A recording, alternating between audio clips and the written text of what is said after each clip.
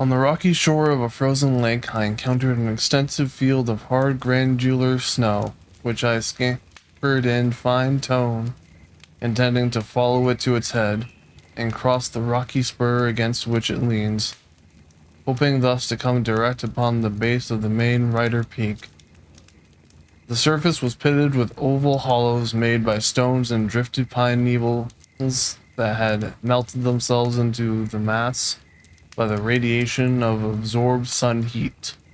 These afforded good footholds, but the surface curved more and more steeply at the head, and all the pits became shallower and less abundant, until I found myself in danger of being shed off like an avalanching snow. I persisted, however, creeping on all fours and shuffling up the smoothest places on my back. And as I had often done on burnished granite, until after slipping several times I was compelled to retrace my course to the bottom and make my way round the west end of the lake, and thence up to the summit of the divide between the headwaters of Rush Creek and the northernmost tributaries of San Joaquin. Arriving at the summit of this dividing crest, one of the most exciting pieces of pure wilderness was disclosed that I ever discovered in all my mountaineering. There, immediately in front, loomed the majestic mass of Mount Rider, with a glacier swooping down its face nearly to my feet, then curving westward and pouring its frozen flood into a dark blue lake, whose shores were bounded with precipices of crystalline snow, while a deep chasm drawn between the divide and the glacier separated the massive picture from everything else. I could see only one sublime mountain, the one glacier, the one lake, the whole veiled with one blue shadow, rock, ice, and water close together without a single leaf or sign of life. After gazing spellbound, I began instinctively to scrutinize every notch and gorge and weathered buttress of the mountain, with reference to making the ascent. The entire front above the glacier appeared as one tremendous precipice, slightly ascending at the top, and bristling with spires and pinnacles set above one another in a formidable array. Massive lichen-stained battlements stood forward here and there, hacked at the top with angular notches and separated by frosty gullies and recesses that had been veiled in shadow ever since their creation, while to right and left, as far as I could see, were huge crumbling buttresses offering no hope to the climber. The head of the glacier sends up a few finger-like branches, though narrow colas, but these seemed too steep and short to be available, especially as I had no axe with which to cut steps, and the numerous narrow-throated gullies down which stones and snow avalanched seemed hopelessly steep, besides being interrupted by vertical cliffs, while the whole front was rendered still more terribly forbidding by the chill shadow and the gloomy blackness of the rocks. Describing the divide in a hesitating mood, I picked my way across the yawning chasm at the foot and climbed out upon the glacier. There were no meadows now to cheer with their brave colors, nor could I hear the dun-headed sparrows, whose cherry notes so often relieved the silence of our highest mountains. The only sounds were the gurgling of small rills down in the veins and crevices of the glacier, and now and then the rattling report of falling stones, with the echoes they shot out into the crisp air. I could not distinctly hope to reach the summit from this side, yet I moved on across the glacier as if driven by fate, contending with myself the season is too far spent. I said, and even should I be successful, I might be storm-bound on the mountain, and in the cloud darkness with the cliffs and crevices covered with snow. How could I escape? No, I must wait till next summer. I would only approach this mountain now and inspect it, creep about its flank, learn what I could of its history, holding myself ready to flee on the next approach of the first storm cloud. But we little know how, until tried, how much of the uncontrollable there is in us, urging across glaciers and torrents and dangerous heights. Let the judgment forbid, as it may. I succeeded in gaining the foot of the cliff on the eastern extremity of the glacier, and there discovered the mouth of a narrow avalanche gully, through which I began to climb, intending to follow it in as far as possible, and at least obtain some fine, wild views for my planes.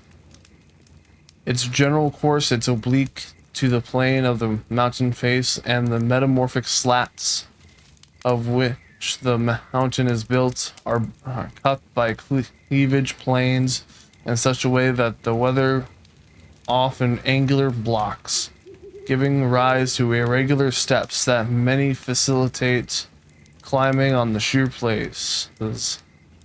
I thus made my way into a wilderness of crumbling spires and battlements, built together in bewildering combinations and glazed in many places with a thin coating of ice, which I had to hammer off with stones.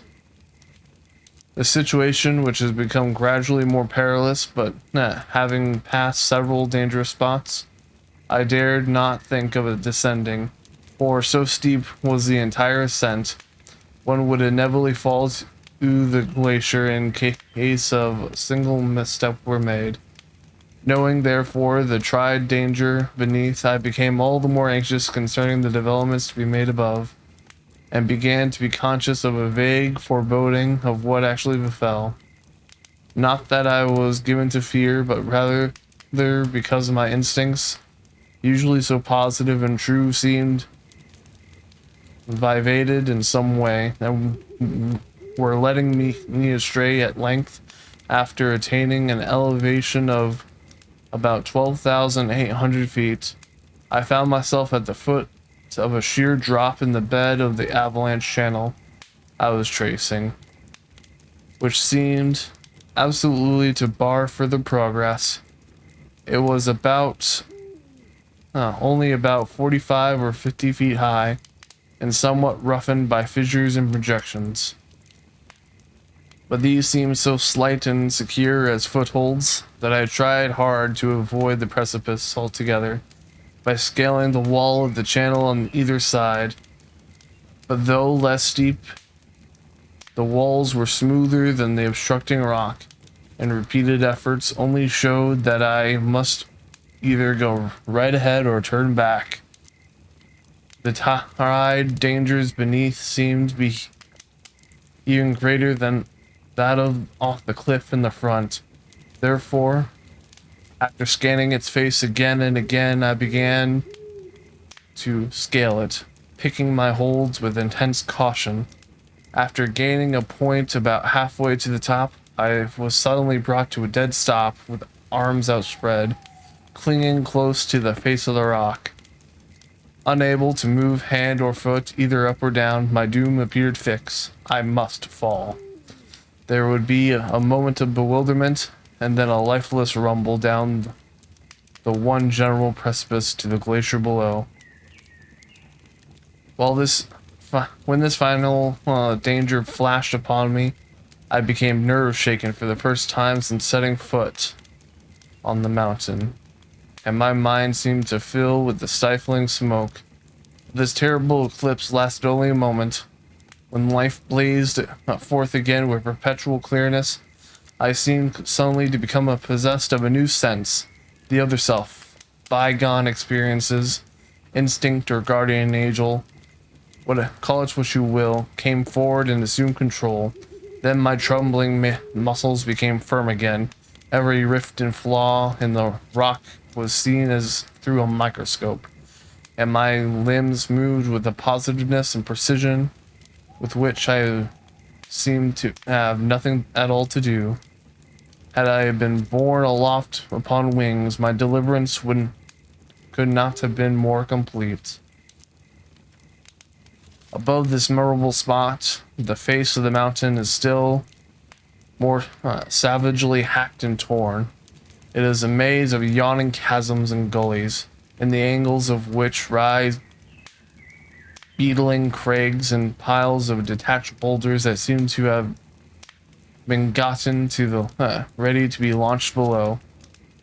But a strange influx of strength I had received seemed inexhaustible. I found a way without effort, and soon stood upon the topmost crag in the blessed light. How truly glorious the landscape circled around this noble summit. Giant mountains, valleys innumerable, glaciers and meadows, rivers and lakes, with the wide blue sky bent tenderly over them all. But in my first hour of freedom from that terrible shadow, the sunlight in which I was living seemed all in all. Looking southward along the axis of the range, the eye is first caught by a row of exceedingly sharp and slender spines, which rise openly to a height of about 1,000 feet, above a series of short residual glaciers that lean back against their bases. Their fantastic sculpture and the unrivaled sharpness with which they spring out to the rendering them peacefully wild and striking. These are the minarets. Beyond them you behold the sublime wilderness of mountains, their snowy summits towering together in crowded abundance, peak upon peak swelling higher as they sweep on southward, until the culminating point of the range is reached on Mount Whitney, near the head of the Carron River, at an elevation of nearly 14,700 feet above the level of the sea. Westward, the general flank of the range is seen flowing sublimely away from the sharp summits in smooth undulations, a sea of huge gray granite waves dotted with lakes and meadows, and fluted with stupendous canyons that grow steadily deeper as they recede in the distance. Below this gray region lies the dark forest zone, broken here and there by upswelling ridges and domes. Yet, beyond there lies a yellow, hazy belt, marking the broad plain of the San Joaquin, bounded on its further side by the blue mountains of the coast. Turning now to the northward, there is an immediate foreground in the Sierra Grove, with the Cathedral Park, a temple of marvelous architecture. A few degrees to the left of it, the gray massive form of Mammoth Mountain to the right, where Mounts Ord, Gibbs, Dana, Conez, Tower Peak, Castle Peak, Silver Mountain, and a host of noble companions, as yet nameless, make a sublime show along the axis of the range. Eastward, the whole region seemed a land of desolation covered with beautiful light. The torrid volcanic basin of Mono, with its one bare lake 14 miles long, Owens Valley, and the broad lava table at its end, dotted with craters in the massive Inyo Range, rivaling even the Sierra in height. These are spread map-like beneath you, with countless ranges passing and overlapping one another and fading on the glowing horizon.